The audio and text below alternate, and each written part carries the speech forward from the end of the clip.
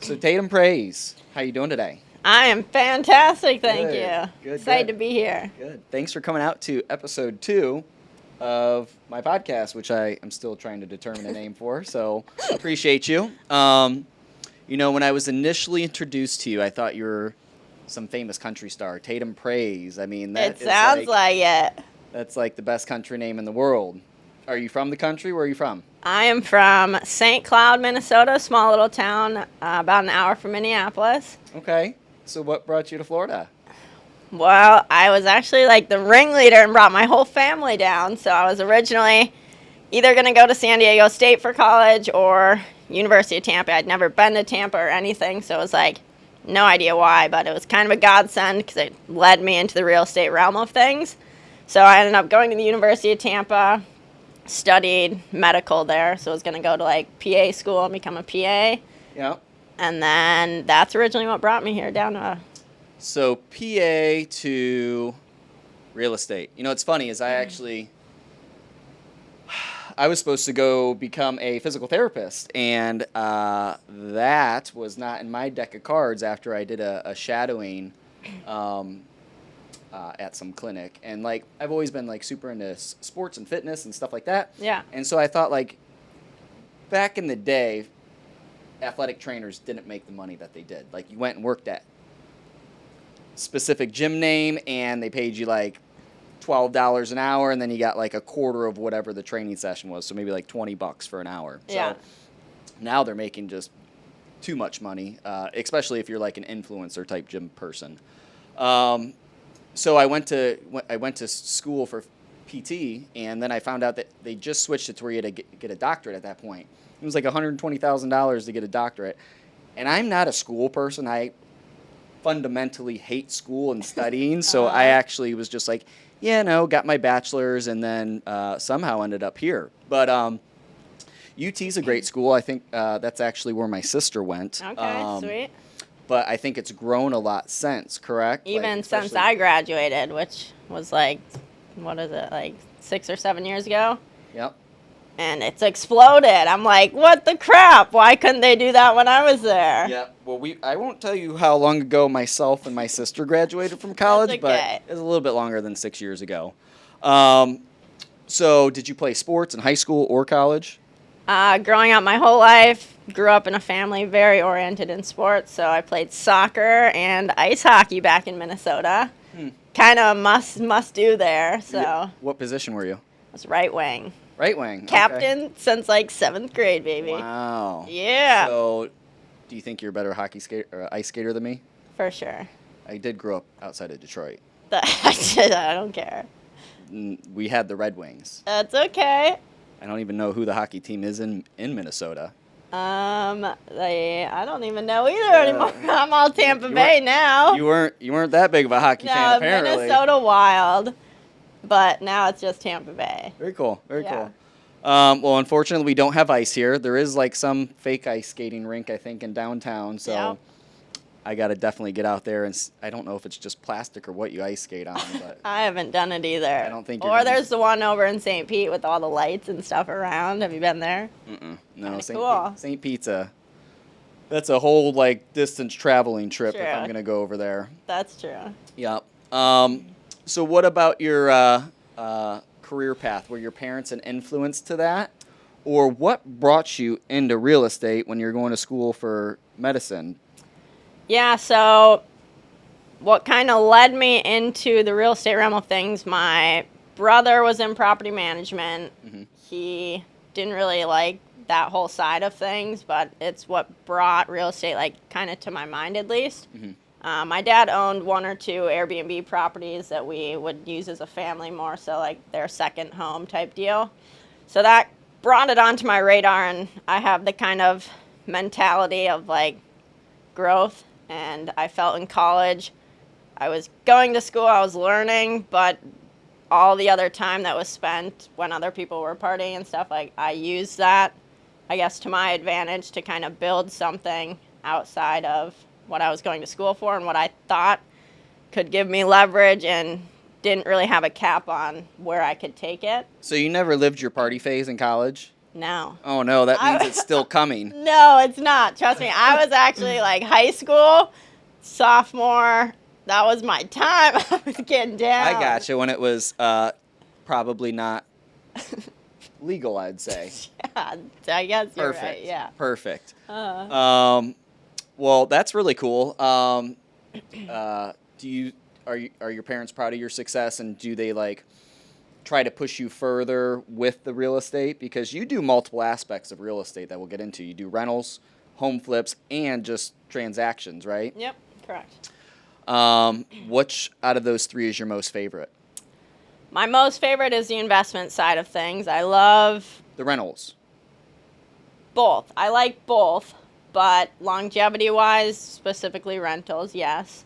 But you don't like to manage them, or you do? Heck no. Okay. So my brothers, So you just like to get the paycheck. pretty much, yeah. I want to be able to sit on a beach and not work eventually. I gotcha. Yeah, that makes sense. So that's the goal. But my brothers actually own a property management company, so they're the listing real estate management. They handle Orlando and Tampa area.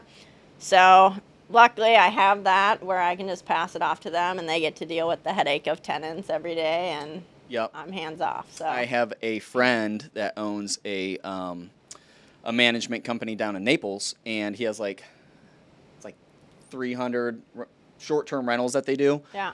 And I had my real estate license back in 2018, and he's like, hey, you want to help me do this and make some extra cash? Well, I tell you what, they are just as much work as selling a home, you know, Oh. dealing with all the headaches and making sure that they're perfect. And those people, especially down in Naples, they're quite needy. I believe it. And so even they'll call you at midnight about a stupid toilet. It's like, They'll be like, I don't want that call. My light's out in my lamp. I'm like, well, change the light. I don't know what you want me to do. Like, I don't care. Yeah. So Yeah. anyway, do you have any inspirations or idols like, you know, who is it? Tariq and Christina from that home flip show, or like I know Is that their name? What'd you say his name? Tariq? Tariq? Oh, maybe I'm making that up. I don't know. I don't think that's right, It though. was like flipping something. Yeah. Anyways, keep going. Or like Ryan Pineda, I know that he has like a big thing to do with like getting people into home flips, or at least he used to a few years back. So did you watch anybody or take notes from anybody to learn about how to do this stuff, or was it kind of self-taught? So, a little of both. When I was going to school and kind of in that super focused, like lasered in mindset of where I saw my life going, Grant Cardone was a big factor in like teaching me stuff, but also giving me a vision as far as what you can do in real estate. Mm-hmm. So he was a big influence at the very beginning, and kind of through that I learned things from him. But like now, obviously I watch stuff on Instagram and all that and learn small things from different people, but I don't have like a set person per se. For sure. Yeah, and you do a lot of social media stuff too. So, but is it more geared towards your flips, or is it more geared towards real estate, or what's kind of your focus there?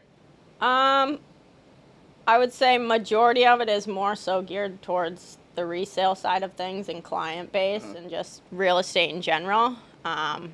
My preference is eventually to be more so on the flip side of things and renovating, and that's really my passion, is on the investment side of things and taking something super ugly and like the process of actually going through it. I thought it was just to get a paycheck. I mean, I love that too. Yeah. That's the cherry on top. Well, I think flipping homes in today's market is one of the most debated topics. Even I debate it myself, and I think flipping is the most fun thing to do. I mean, exactly like you said, like see something really ugly and within a short time frame do 180 transformation on it, and there's a lot of reward in that. So Tatum, I think one of the biggest controversies in today's current market is, can you even flip a home? I mean, with high rates and just what people would consider to be inflated prices, is it possible to find a deal today? 100%. They're definitely out there. You may just have to get a little bit more creative as far as how you're finding those deals. Mm-hmm. Obviously, the properties on the MLS, sellers are still kind of in that position where they think we're in that market from 6 to 8 to 12 months ago. For sure. Where they're reaching. but they're realizing it's not that market anymore. And so they're starting to cut prices, but disregarding MLS wise, there's definitely deals out there. You just have to get a little bit more creative as far as how you're actually finding those. Yeah, I think one of the biggest things that people are afraid of is something in comparison to the crash in '08, right? Yeah. The problem with that is the reason we had the crash in '08 is due to irresponsible lending. Yep. So people, I mean, if you've ever seen The Big Short, it gives a very thorough breakdown of that. But, you know, you didn't need anything to Right. qualify for a loan. So they were just lending it out to whoever, and then they were selling all these interest-only and balloon payment loans and stuff like that, to where when they finally expired, like a 10-year balloon, and your payment went from, 4% to 15%, people were just Right. like, oh, crap, I'm just going to get rid of my house. Right. Walk So away. it's a lot different. And the new laws and regulations that they implemented since then have really put constraints on making sure people have the ability to repay Right. and just securing that. So there might be a slight pullback, but I think we're kind of already going through that, and it's going to be specific on the area that you live in. Right. Like Tampa has a lot of growth. It's starting to compete with Miami on being the city to move to in the state of Florida. And I don't see it falling anymore. And as soon as rates touch the 5%, they're going to shoot up. For So, sure. Everyone's like, even now, they're still saying recession and all that, but like, I think we're in that downturn market already. mhm, yeah, yeah, It's going to start going back up. yeah. The Fed thinks we're going to have a soft landing. So, Yeah. who knows? Whatever happens after that. Right, exactly. Let's get to that hope point. it doesn't do anything crazy, but I'm not Yeah. thinking so. Yeah. Yeah. So, how many homes do you try to flip per year? So right now, it's I do around 3 a year. Okay. Ideally, I would do more, but I'm also have a lot on the residential and commercial side of things with resale and clients and stuff. So I'd like to eventually tailor that off and either hire a team and have agents under me that kind of take care of my clients and stuff. But right now I do around 3. Next year I'm hoping to do at least 5 a year. And I don't think I ever met, like, what is the goal that you net? Like, everybody has a certain amount, whether that's 10%, 20%. Yep. Like, what is, because you run, like, what, a CMA or a area market report to Yep. determine what you pick the ugliest house on the street, Yeah. and then try to build it up to that, right? So Right. what's the amount that you try to net whenever a flip happens? So when I was first starting out and it was a little bit easier, you had larger margins, I would shoot for at least 20% return. Now I look for at least 15%. But that doesn't include your commission, right? Because your commission's kind of Correct. part of that. That's the benefit of having Yeah. being a realtor. Otherwise, if you didn't have a real estate license and you had to account for that, that would cut into your margin. Correct, yeah. But the other benefit is I get, if it's actually an MLS deal or I can build it into the deal up front, you can get paid on the front side too. So, Interesting. Yeah. Okay. What areas?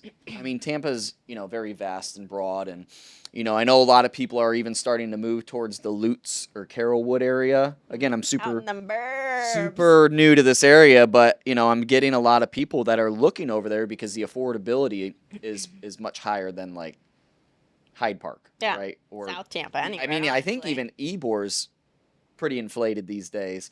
So, as an investor, on the flip side, what do you think the next upcoming areas, or the area that's most undervalued, where you could potentially find a flip, would be? So there's a couple of areas that I like, and I'll tell you a couple of reasons why. But looking in South Tampa is one of my main markets that I like to flip in, one, and for client We're in South aspect. Tampa right now, right? This whole area. We're north of Kennedy, so So South of Kennedy. yeah. Okay. South Tampa people always joke, North of Kennedy, it's like we don't know where we're at. Okay. Okay? So South Tampa, north of Kennedy. There's a pocket, Fair Oaks, Manhattan, Manor, Guernsey Estates. That's actually where my last project was. I also lived there for a couple of years. My brothers currently live there. And it's younger. I would say like a lot of younger people are moving there because it's that area. just south of Euclid Avenue, which once you cross over that, prices like skyrocket. So I think that pocket, Guernsey Estates, Fair Oaks, Manhattan, Manor, there's a development coming right on the west side of that called the Isles, and it's the last like waterfront huge development that's going to be taking place in South Tampa. And those lots alone are selling for $4 million, $5 million. So what's the price point of a house over there right now for just like something that needs work? In that neighborhood Yeah. that needs work. Sure. So, like my last one. Not like a complete gut, but maybe like it's got Formica countertops or like carpet that you want. Yeah, you're looking like 410 Okay. at least. And what's the high side?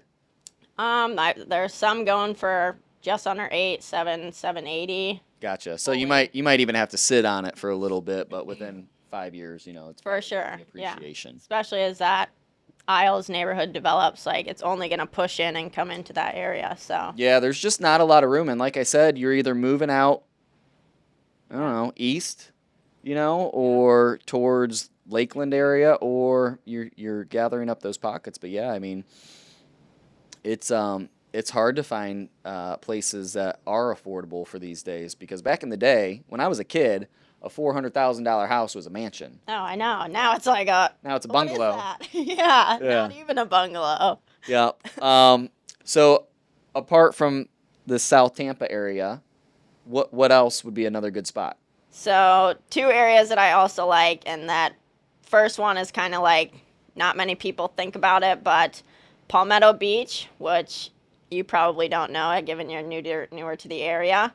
I mean, I grew up in Bradenton, and there's a Palmetto. Not that But one, I no. don't think that's what you're talking about. Not it.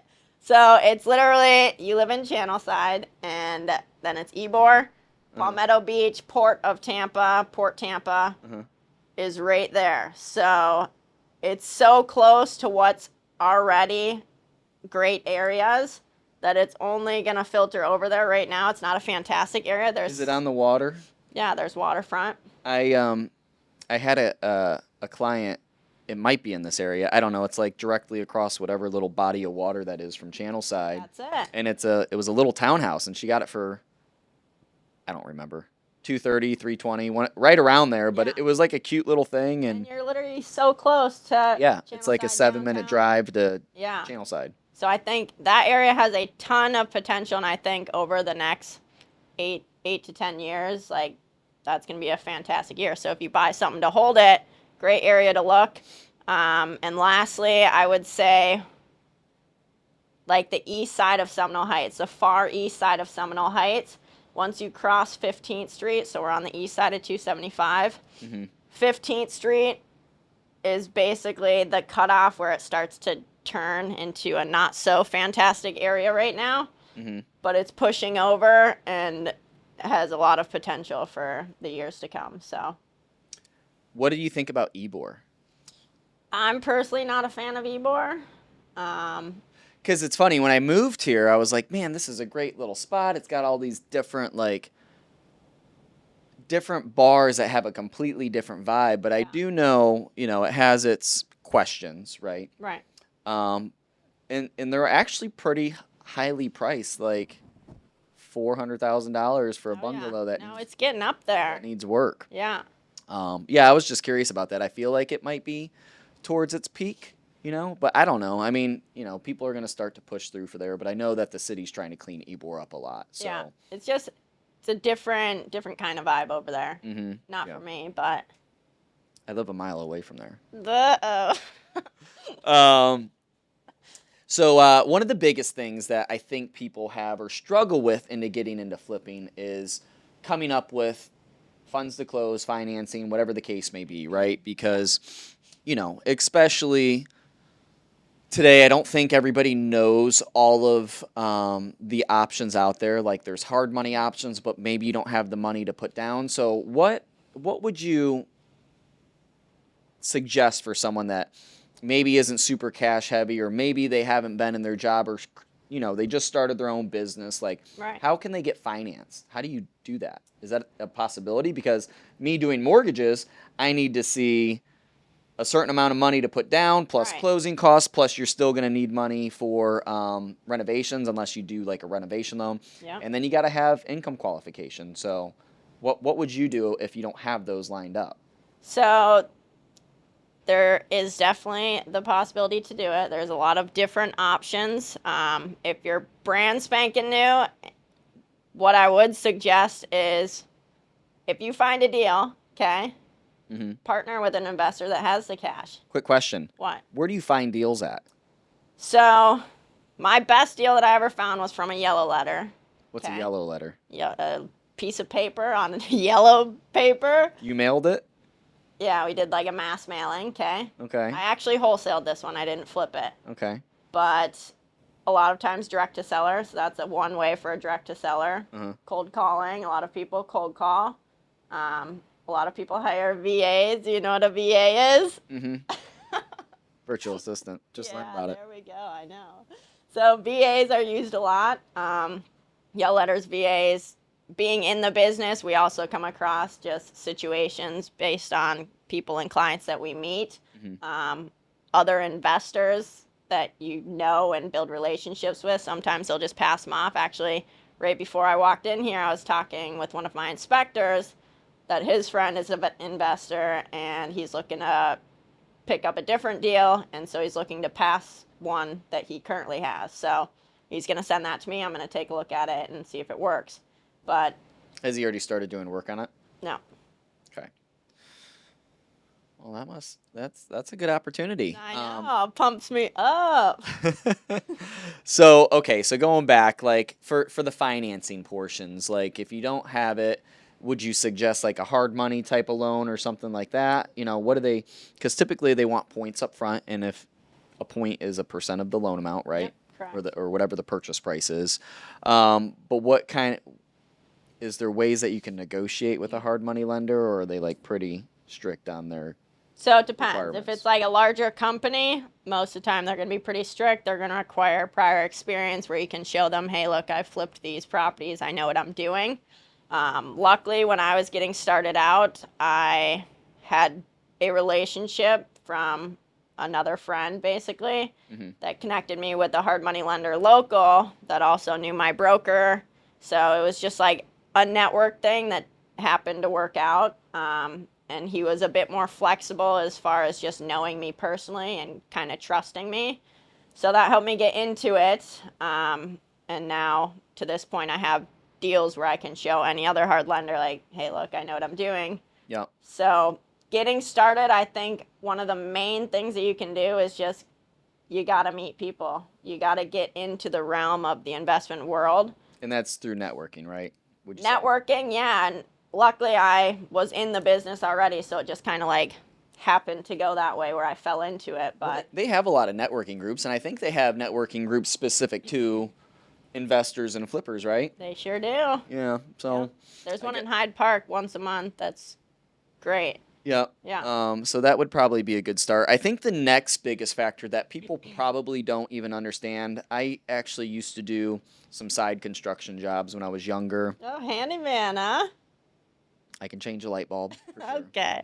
But I think it's developing it or building a team, right? Because a lot of people would take advantage of you if you don't know what you're looking at or whatever. You know, especially right now, like material costs are expensive, so they could kind of buffer that. Oh, easy, yeah. They'll always try to screw you over. Yep. So how do you find that? I mean, have you gone through multiple? Do you use a GC or do you subcontract everything? I subcontract. So you're the GC. Yeah. Okay. So I've had some bad experiences throughout my learning lessons, basically.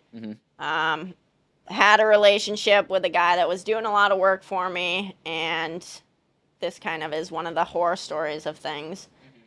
I should have learned my lesson on the first one, but I tend to have a good heart and I try to see the best in people, so it bypassed my thought process. So originally was a red flag. He was saying I owed him more than what I knew I didn't, because I keep track of my numbers like bam, bam, bam. So I was like, probably the only one time I've ever raised my voice. Like, I don't get upset that often. Oh, no. But I gave it to him. Oh, no. And so that happened, and then he was working on another deal of mine, and I met his kids, like I knew his family, so I thought I trusted this He was guy. suckering you. Total Yeah, suckering me. He was. What is that called? Sweet bait. I don't know. I don't know. He was reeling me in. Sweet baby boy in you. I forget what the thing's I called. have no idea. Never heard that, but okay. But basically, I was going to pay him what he was owed, but he was like bringing up things like, oh, my truck broke down. I got to get this fixed. Like, can you pay me in advance a little on this? And so I ended up paying him like 12 grand more than I should have with the progress that he had made. And then he Cosmo poofed me. God. Yeah, so that was a learning lesson that I now don't do. Is that the biggest deal you've been? I mean, did you still make out in that transaction? No, that actually, from that point forward, that has been the biggest disaster of a property. So you lost money on that? Well, I didn't On the lose. deal. There's a longer story to it, and I think I can go into it if you want. It has to do with permitting, so. Well, that was going to be my next question is like, what's the process entailed with permitting? Like, how does that work? How long does it take? Okay, so. He didn't apply for a permit, did he? No, so it's still going on to this day, a year and a half later. Jeez. Okay, so it was a garage conversion, big deal, Mm-hmm. and finished the entire project. It looked great, everything. Moved tenants into it, all right? For some reason, the tenant despised me from the start of things. Like, she was out for blood for me for zero reason. I met her for maybe 5 minutes. Yep. And she called the city on me and basically got me in trouble, and they came and red tagged the building. So I had to do an after the fact permit, which means after everything was already done. So It'll make you tear it down. yeah. So I either had to decide if I was going to convert it back into a garage, which I didn't want to do because once I moved that tenant in, I actually refinanced that property, so I got a higher mortgage balance on it to get my cash back out. Did that appraiser do his job correctly then? No. No. He didn't. He bypassed that whole thing. How did he not see that there was as no... 2 units. Yeah. So ultimately, it put me in a super crappy situation with this property that I'm still trying to figure out. I'm thinking right now it's going to cost me about 35 grand to get it back to where it needs after I just put in that amount of money to get it where it already is right now. Yeah. But at the end of the day, if I convert it back into a garage, the value's not really there as far as what I need to get all my cash back out. So when does the county come and say, hey, we're going to shut this property down until you gut it and take out everything that you do? Or that you... Well, that they you would done? not have. Honestly, I confidently can say this never would have happened if the tenant didn't try to sabotage me. I gotcha. Yeah. So it was just a crappy situation. However, I've learned my lesson through it. Mm-hmm. And it was probably needed, and you just got to accept it and move on and learn from it. Yeah. So it's funny when you watch like the flipping shows on TV and stuff, because when I flipped my house, I don't know if I did. I don't know if I didn't. We'll just say that it didn't. It didn't matter when I was done and flipped the house, right? It was just me and my dad doing all the work. So I don't know. I don't know how all that fancy stuff works. Electrical, plumbing, it doesn't matter. It was cosmetic. Right. So how does that work? How do you determine when a permit is needed to be pulled? I mean, obviously, if you're changing something structural, right? Mm-hmm. Actually, on my flip, I had to tear down a marijuana grow room. It was fun. I was like, what is this for? And they're like, oh, it's for my herbs. And it was like a full garage build out. It was like 8 by 10. And it had... kept it rolling. You made some dough on that stuff. It wasn't legal back then. I should have started, It could have been... You'd been making bank. Yeah, maybe. I'd be in jail. Yeah, that's true. That'd be bad. Yeah. No. But how do you know when you got to pull a permit? So you're going to need to, like, even a kitchen renovation, you're supposed to do, like, a normal renovation permit. What if you just want to swap out the cabinets?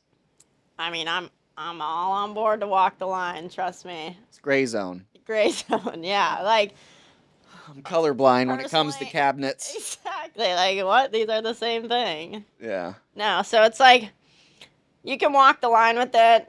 They're gonna want you to do permits on a lot of things besides like very cosmetic flooring and all that crap. But I don't want to get into it too much. Sure, But, sure. Yeah. Gray zone. yeah, gray zone, walk the line. Like, really, they're not gonna really know if it's inside the house, and it's just more so cosmetic. But obviously, like you said, removing walls or taking out load bearing things, like, yeah, that's probably needed. Yep. But windows, there's a certain percentage if you're only changing out like a couple of them versus the whole entire house where you don't need to. So yeah.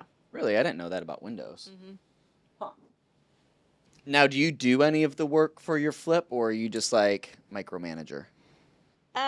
So I started out in the beginning, I'm like, oh, this is awesome. I'm going to just save money and do it myself. Yeah. And then when I You had to realized, paint a whole house, paint a ceiling rather. Painting a Oh, ceiling yeah. is the worst thing in the world. no, it's like, I realized one, I'm not great at it, so that's not going to work. And it's just way stinking easier to have your guys do it and pay them. And then you can make money doing other stuff during that time, so. That's true. When do you start looking for the next flip? Do you wait till you've done and sold that property, or do you do it?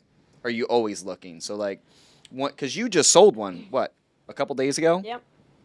And did you do well on that? Did you make money? I did all right. It wasn't that project was more so something for me. It was a challenge from the start based on the layout, and I was just in a position where I wanted something a little difficult.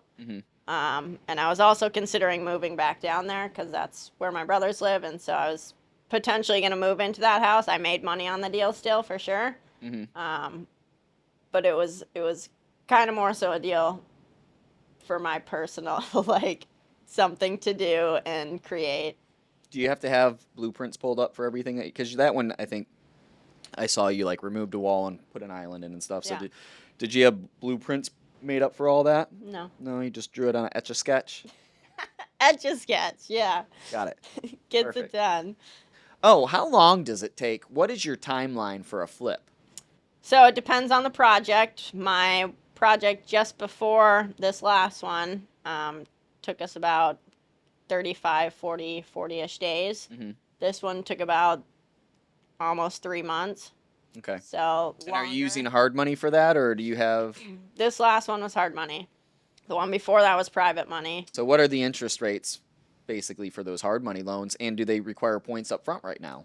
So they do. It was better back when my friend in Tampa was lending. So now I'm with a larger I'm company. here. Hi. You got money for me? Sure. All right, let's go. Unlimited. You want hundreds of millions? Like, how much do you want? I'm trying to get my... Hundreds of the mail. Can't tell you if it's going to be hard money, but if you want regular money, like all day. It's even better. Yeah, better for me. So interest rates on hard money are going to be looking around 10 to 12. So it's up there. Points up front is typically around 2. So it one depends on your relationship with the lender. It depends on how many deals you've done, and it depends on the deal itself. So they're going to underwrite it and tell you basically what they can do with it. And you still get all the title work, right, and pay all the title charges? Yeah. Or is it something that they hold as the hard money people? No, you do. Okay. And then do they require 20% down for the most part? Depends on the deal. So my guys right now, they'll do the renovation cost as well. So I think this last one I put down like 55 on a 386 purchase. So that's a little... Purchase price. Yeah, it's like 15. Yeah. Probably. And then they also pay for the renovation costs as well. So one of the biggest things, again, is that I don't think people understand all that there is for financing, right? Because hard money, super expensive, right? 2 points up front plus 20% down. I mean, depending on the price point you're looking at. Yeah. $300,000 is $300,000 house is you're going to be like 72 grand. Yep. A lot of people plus renovations. So what a lot of people don't know is that on conventional first-time home buyer, you can do 3% down, and FHA you can do 3.5% down. Now, if you want to buy a multiplex, so 1 to 4 units, you can do 5% down on conventional. They just changed those guidelines, and 3.5% still with FHA. And then what you do with that is you renovate all the units, and then you get it reappraised to utilize what's called the BRRRR method. And I Yep. know that you're a big fan of that. Have you used it before? I have. That's actually what I did on my first rental property that I purchased. So that was like a gateway into flipping too, because I learned through that. But basically, I bought this first one. I bought with my own hard-earned cash. What did you put? Was it like your first-time home buyer type of incentive? No, I purchased it cash. Oh. Yeah. Oh, okay. So, so So you're the hard money lender. yeah. So I probably wouldn't do that again, but I didn't have a ton of experience, so it was harder to get that loan. So I bought it cash and renovated it, and this was like, I started out investing in like lower income areas because I felt it was a lower barrier to entry, which is correct, I would say, a little bit, but probably not correct in the aspect I was thinking about it. But I've learned to love that asset type because they tend to cash flow better than even like normal rental properties. So I started out, you basically buy the property. BRRRR means buy, rehab, rent, refinance, repeat. So you buy it, you renovate it. Once you renovate it, you have to hold the property for 6 months in order so you can refinance after those 6 months. But once you renovate it and then you refinance, the goal is to get all of the cash that you invested. They have to make 6 mortgage payments. It's not necessarily 6 months. Okay, you're the lender. You Well, because the first month you don't technically pay a mortgage payment. Correct, So it's yeah. technically the 7th month. Okay. 6 payments. Perfect. Thank you. So, what he said. And then the goal with the whole thing is to try and get all of the cash you invested back out on it when you refinance the property. And then, did I mention you have to place a tenant in there? No, you didn't. Okay, so in that time frame of the 6 months after you renovate it, you want to place a tenant in there so it's cash flowing then. And then you'll refinance after the 7th month. Yeah. Yep. Very cool. I guess the next thing is you've done a lot on the flipping side, right? But I think that you also have a lot of success just as a real estate agent. So you've been doing it for how many years? 7. And what brokerage or what team are you on? So I've been with McBride, Kelly and Associates, which is based in Hyde Park for about 6 of those years. And is that what you started doing first to get into this whole spectrum of real estate, or did you kind of get into one and it led to the next? So I would say it helped my journey getting into investing. I think from the start and just like watching Grant Cardone and stuff, that was something that I always wanted to and had ambition to get into. So whether I was through going into the sales side of things or not, I think eventually I would have ended up there. Yeah. So building those relationships with my investors gave me the confidence just from seeing how they were doing it, what they were doing. They were willing to kind of take me under their wing and teach me a lot of the aspects of the investment side. So getting into the sales side of things was definitely beneficial for my journey. But kind of translating back to strictly the sales side of things, I would say up to this point, I've had more success in the sales side as an agent, but I've used that. Basically, everything that I make on the sales side of things, I translate that cash into investing. Yeah. How long for someone that's new into real estate? How long does it take to get the ball rolling On in sales? real estate? Yeah, as an agent. Depends. I think everybody wants immediate success, right? For They watch sure. Selling Sunset. Yeah. They're like, oh shit, I can go and sell a $5 million house and I'm gonna make 150 grand. Like, what's up? Yeah. No, I That's mean, not the case, right? no, not in my journey at least. Some people do get started and they get going relatively quickly. I think a lot of it is just based on who you have in your corner. Yeah. So my first year in the game, I was at Keller Williams, and nothing at all against Keller Williams. They've got training for people that want training and all of that good stuff, but it just wasn't my crowd. Like, I didn't feel like it was my people there. So one of my old lenders, he had connected me with Brian McBride, my broker that I'm currently with right now.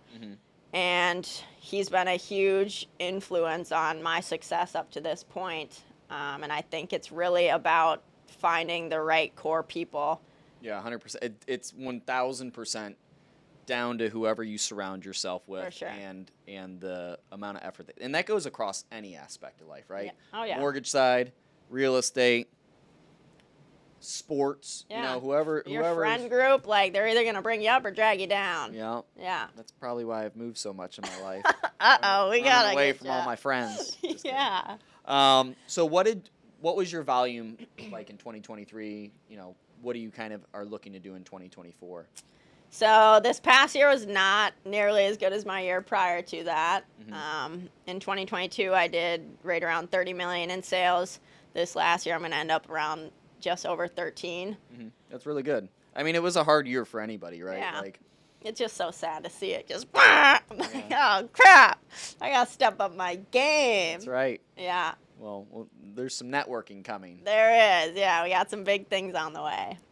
So what are kind of your goals for 2024? Like, what are you putting in place now? Because we're right here, right? So Yeah. what have you set up as your goals, or what are you going to start putting in place to achieve that $30 million mark again?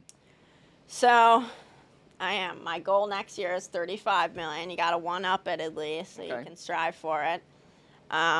But that's the main aspect on the sales side of things. Eventually, potentially this coming year, I may bring on an agent or two as like agents under me or buyers Do you agents have- per se. Apart from your virtual assistant, do you have a normal assistant that helps you? Like, I do they do. help, or like a transaction coordinator that helps you execute contracts? Like, do you utilize all that stuff, or do you try to take on most of it? So I do have assistant Jose, aka Ho.